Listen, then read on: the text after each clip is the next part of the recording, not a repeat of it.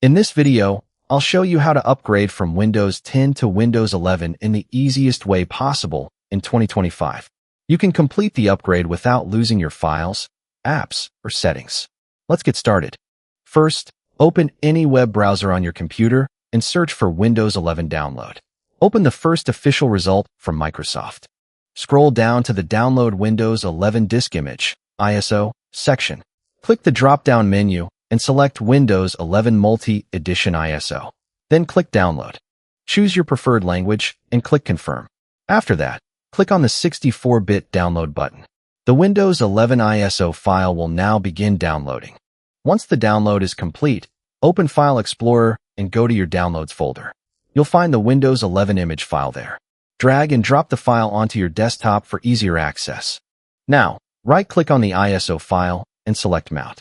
Next, click on the Windows search bar, type CMD, and open Command Prompt.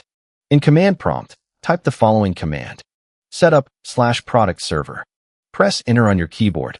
When the User Account Control window appears, click Yes to continue. The Windows 11 setup process will now begin. Click Next to proceed. Accept the license terms by clicking Accept. Now you'll see the option to choose what you want to keep during the upgrade. Since we are upgrading from Windows 10 to Windows 11, select Keep Personal Files, Settings, and Apps. Click Next to continue. Everything is now ready. Click the Install button to start the upgrade process. The installation can take anywhere from 30 minutes to an hour, depending on your computer's speed.